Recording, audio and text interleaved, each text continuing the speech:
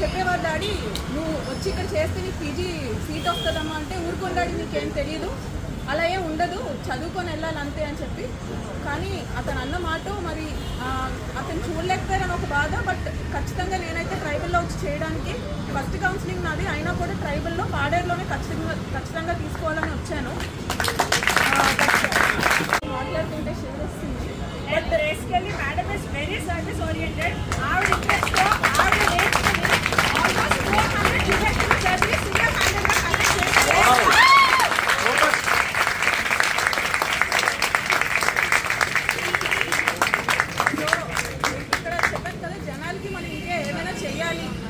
ఇక్కడ ఒక పిహెచ్సిలో ఎలా ఉంటుంది అని అంటే మనమే ఒక మెడికల్ ఆఫీసర్, మనమే ఒక సూపర్వైజర్, మనమే ఒక డిఈఓ, మనమే ఒక ఫార్మసిస్ట్, ఒక స్టాఫ్ నర్సు. ఈ ఎన్క్వెస్ట్ పుణ్యమా అని చెప్పి మేమే క్లీనింగ్లు కూడా చేసుకున్నాము. ఎన్క్వెస్ట్ కూడా మాకు 93% వచ్చింది. అండ్ దట్ 1 మంత్లో మేము కష్టపడి 93% వచ్చింది. ఎగ్జామ్కి వెళ్ళాలి, నేను ఖచ్చితంగా ఈ ఎగ్జామ్ పాస్ అయ్యాలి అంటే మళ్ళీ నాకు ఎన్క్వెస్ట్ రాకూడదు అని కష్టపడి ఎన్క్వెస్ట్ చేశాను. సో అలా దాంట్లో క్లీనింగ్ కూడా చేశాను. కాకపోతే నాకు డ్రైవింగ్ ఒకటి రాదు, లేదంటే అంబులెన్స్ కూడా తీసుకెళ్ళిపోయాను. ఎందుకంటే నాకు అంబులెన్స్ ఎలా ఉంటాయంటే సార్, ఇప్పుడు ఎమర్జెన్సీ వాళ్ళకి అనవసరం, వాళ్ళకి కావాలి అంటే వాళ్ళు వైజాగ్ వరకు తీసుకెళ్ళాలి, లేదు వాళ్ళకి అనవసరం లేదు అంటే అంబులెన్స్ తీయక్కర్లేదు. అంత ప్రెషర్ ఉంటుంది. మినిమం ఒక అంబులెన్స్కి కూడా ఎమ్మెల్యేస్ నుంచి అలా కాల్స్ వస్తాయి అన్నమాట. నెక్స్ట్ హయ్యర్ సెంటర్ కానీ ప్రోటోకాల్ పెట్టి ఎస్కోర్ట్ పంపించమంటారు మా నెక్స్ట్ హయ్యర్ సెంటర్. కానీ వాళ్ళకి అలా కాదు, డైరెక్ట్గా వైజాగ్ పంపించాలని చెప్తారు. బట్ ఫైన్ ప్రోటోకాల్స్ వేరేగా ఉంటాయి.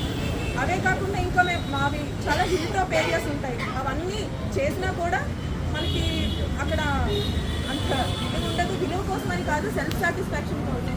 మేడం చెప్పినట్టు నా ఫ్రెండ్ శిరీష ఈరోజు లేదు, నిన్నే వెళ్ళింది. బట్ డే 0 నుంచి మేము ఇక్కడే ఉన్నాము. తను ప్రతిసారి తనని పిలుస్తానమాట. సిగరెట్స్ మేము 10 మెంబర్స్ చేర్చుకున్నాము. బట్ అవుట్ ఆఫ్ ఇంట్రెస్ట్ మేము ఇద్దరమే చేస్తున్నాం అనమాట. రా శిరీష చేద్దాము అంటే ప్రతిసారి ఎందుకు నీకు ఎందుకు అని అంటది. But at the end of the day సరే ఇదే లాస్ట్ అని ప్రతిసారి అలా ఒక 25-30 కేసెస్ పెట్టుకొని మేము చేస్తాము. అలా అంటే మాకు పైనుంచి కూడా ప్రెషర్ అనమాట, అలా కంటిన్యూ చేసేవాళ్ళు.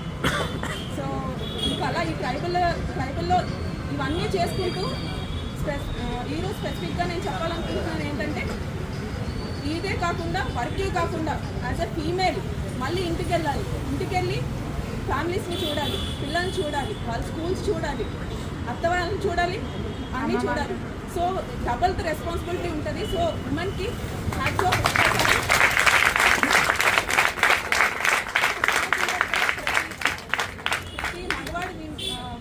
విజయాన్ని వెనుక ఒక ఫీమేల్ ఉంటుంది అని చెప్పి అదే చెప్తున్నాను.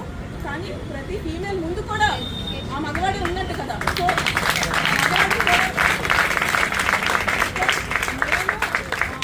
నా పర్సనల్గా నేను ఫస్ట్ ముంచుపుట్లోని ఒడిశా బార్డర్లో చేశాను. సిహెచ్సిలో అప్పుడు నేను సింగిల్ మెడికల్ ఆఫీసర్గా చేశాను సిహెచ్సిలో. సో నాకు అప్పుడు 9 months బాబుకి, మా బాబు తిరుగుతున్నాడు కదా. అండ్ బాబుతో కూడా నాకు చాలామంది అడుగుతున్నారు ఎందుకు నువ్వు తీసుకొస్తున్నారు అంత ఎండలోని అలాగా అని చెప్పి. వాడు చాలా అల్లరి బేసిక్గా, కానీ కొన్ని పరిస్థితుల వల్ల తీసుకురావాల్సి వచ్చింది. బట్ మా పిహెచ్సి అందరూ ఫ్యామిలీ కూడా వాడిని యాక్సెప్ట్ చేసి ఓన్గా చూస్తున్నారు. థ్యాంక్ యూ సో మచ్ అందరికీ.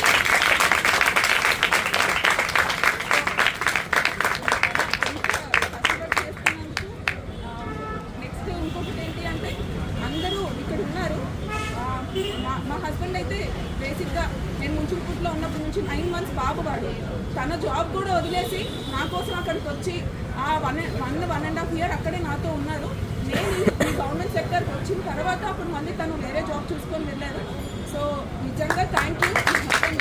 అలాగే చాలా అంతే, ఫ్యామిలీ సపోర్ట్ లేకపోతే మనం ఇక్కడ ఏమీ చేయలేము. థ్యాంక్ యూ సో మచ్ ఫ్యామిలీస్కి. అలాగే నెక్స్ట్ ఇదంతా అయిపోతే ఖచ్చితంగా మనం సాధించుకొనే వెళ్తాము. యాక్చువల్లీ ఇయర్ 20% ఇస్తే వెళ్ళిపోతాం, కానీ ఇంకా ఎందుకు ఉన్నాము. మా ఇంట్లో కూడా అన్నారు సరే వచ్చేసేలే ఇంకా అని. మేము కూడా లేకపోతే ఇంక ఇక్కడ స్టేట్ ప్యానల్ వాళ్ళు ఇంకెవరు చూపిస్తారు. సో దానికోసం అని చెప్పి నేను ఉన్నాను.